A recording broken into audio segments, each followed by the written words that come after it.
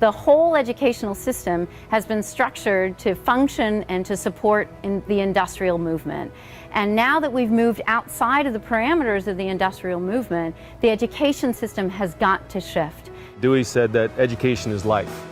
It meant to say that, when we engage in education, it is a prep for life. And we've lost that because instead of prepping for life, education's been reduced to preparing for college. And preparing for college gets executed in tests and SAT scores and getting in the right college by knowing the right people. And all of a sudden this whole idea about preparing for life has become secondary. Colleges have realized that they're getting pushback from the top Fortune 500 companies who are their major employers and their major funders, because they're finding out that their students are not capable of functioning within the corporate environment. And the reason that they can't function in those environments is their lives and their educations have been so highly prescribed since they were in elementary school that the concept of being able to approach a problem and think of a creative way to solve it is outside of the traditional college student's wheelhouse. And one of the reasons they don't know where they fit is because what they learn to be an A student has nothing to do with what they need to know to be an A player. The A player, when they come into a business, they're not asking for an assignment, they're not getting graded, they don't impress anybody with their knowledge. They have to take on a task and perform that task well.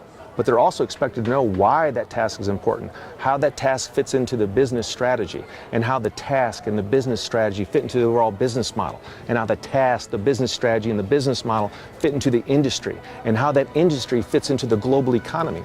The A player understands how all of those dots are connected. As a parent looking at a college for my children, I want a place where their passions are going to be nurtured, but it needs to be done in a way where they get real-world experience and the academics to support it, and it can come together, in the classroom so that they can be taught to be the leaders and the entrepreneurs for our next generation. And so our current education system, in its current form, is hurting our kids, not helping them for real life. So Dewey was spot on, but we want to magnify that even more as opposed to just saying that education is life. Turn around and say that life is education. So the 21st Century Life Academy will take a full day of a student's week, and in that full day, a student will immerse themselves in a real business, where they're doing projects for a real business. And this isn't just an internship. This is a business model consulting. It's understanding the whole business. It's developing shared value ideas for the business, or it might be doing a specific project. So we create this win-win.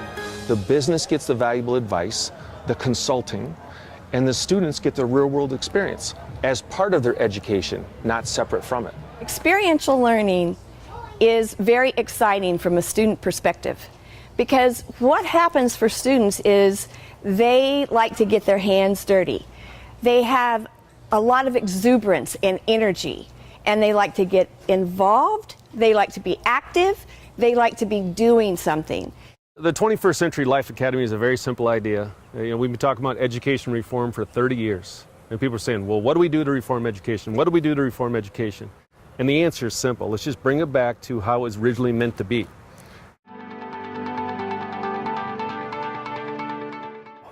An entrepreneur is way bigger than we ever thought it was. It's in the essence of who we are. It's from our origins. When you have entrepreneurship spirit in a local community, the money is not the destination. It becomes a tool that can help you to make progress, to move forward in a positive way. When I think about the term entrepreneurship, my definition of it is much broader than most people's, because I see in an entrepreneur someone who recognizes a problem, identifies it, and comes up with a solution that's going to positively impact and involve as many people as possible in the solution. And that, to me, is also the best that education can offer to students. Believe it or not, in business or entrepreneurship, if you're passionate about that product and you want to explain to people what that product is, what that product can do for them, that's the kind of writing that kids can do that will actually be filled with all of the rhetorical devices that they would learn in school, but they can see how that can actually play out in the real world. And when you can teach history of entrepreneurship to kids, they begin to see that it's natural for them. It's not something they put on so that they make money. It's something that they actually become in touch with, and then that natural way of being will lead to money. But the point is not the money, the point is to become who you are, which is an entrepreneur. Total involvement, freedom, independence, opportunity to pursue passion, and all of those things to me reflect in entrepreneurship. I believe entrepreneurs are within all of us. It's global. It's the natural human inclination to see a problem and fix it. And if we can fix a problem, then we haven't done progress, we've done something human, because we've made life better for everyone around us. And so entrepreneurship in that sense is life. So it all boils down to this: when you bring real life into the classroom and bring the classroom into real life, all of a sudden we break down the walls of what we define as education, as politics, as economics. What we start to experience is what it is to be human. And at the end of the day, that's what we're doing here on this planet. We are to be human. So doesn't it make sense that we use education as a platform to experience being human?